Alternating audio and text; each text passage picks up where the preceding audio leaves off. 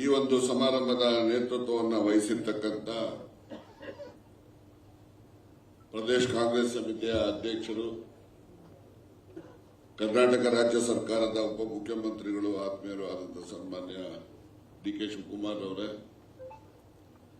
ಮಾಜಿ ಉಪಮುಖ್ಯಮಂತ್ರಿಗಳು, ಮಾಜಿ ಕೆಪಿಸಿಸಿಯ ಅಧ್ಯಕ್ಷರು, ಹಾಲಿ ಗೃಹ ಸಚಿವರು, ಆತ್ಮೀಯರು ಆದಂತಹ ಸನ್ಮಾನ್ಯ ಡಾಕ್ಟರ್ ಜಿ. ಪರಮೇಶ್ವರ್ ಅವರೇ,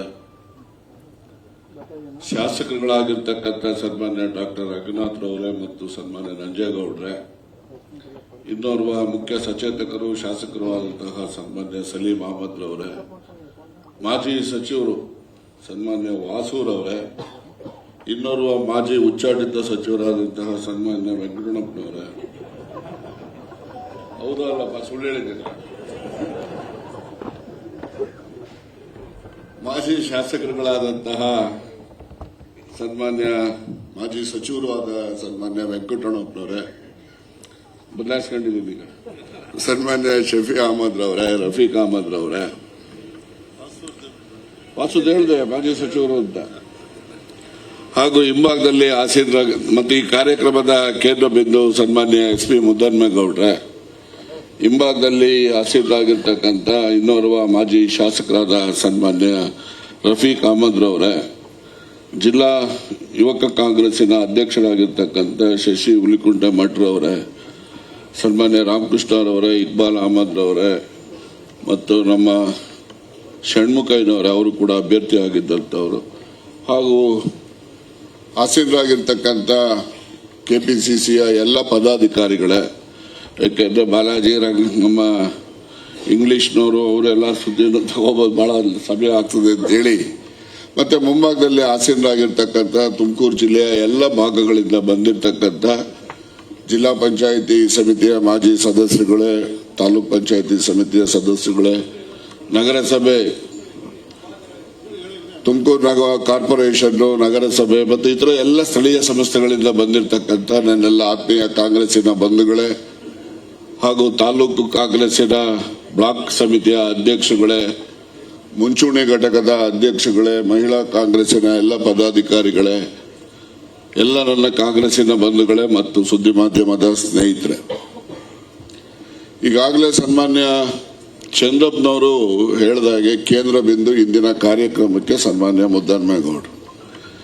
ಈ ಮುದ್ದನ್ಮೇಗೌಡರ ಬಗ್ಗೆ ನನಗೆ ವೈಯಕ್ತಿಕವಾಗಿ ಕೋಪನೂ ಇದೆ, ಸಹಾನುಭೂತಿನೂ ಇದೆ, ಎರಡೂ ಇದೆ.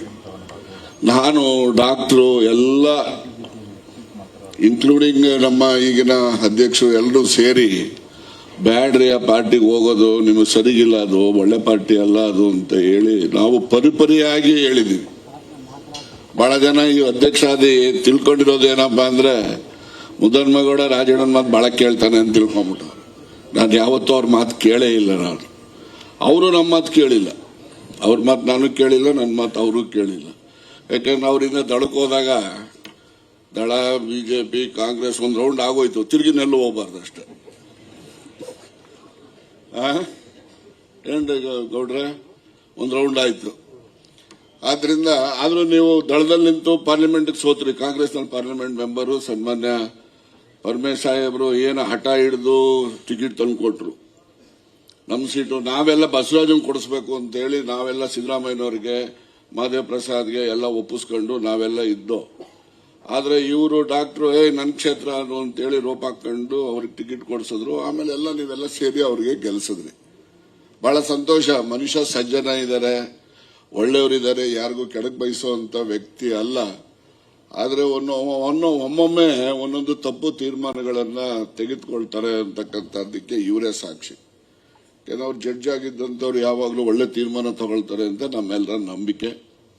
ಆದಾಗ್ಯೂ ಕೂಡ ಅವರ ಒಂದು ತಪ್ಪು ಜಾಗೃತಿ ಅರಿವಾಗಿ ಈಗ ಮತ್ತೆ ಕಾಂಗ್ರೆಸ್ ಪಕ್ಷಕ್ಕೆ ಅವರು ಸೇರ್ಪಡೆ ಆಗಿರ್ತಕ್ಕಂಥದ್ದು ನೀವೆಲ್ಲ ಯಾವ ರೀತಿ ಇಚ್ಛೆ ಪಟ್ಟಿದ್ದೀರೋ ನಾವೆಲ್ಲನೂ ಕೂಡ ಇಚ್ಛೆ ಪಟ್ಟು ಅಧ್ಯಕ್ಷರಿಗೆ ಮತ್ತೆ ಮುಖ್ಯಮಂತ್ರಿಗಳಿಗೆ ಎಲ್ಲರಿಗೂ ಕೂಡ ಮನವೊಲಿಸಿ ಈ ದಿವಸ ಈ ಕಾರ್ಯಕ್ರಮ ನಡೀತಾ ಇದೆ.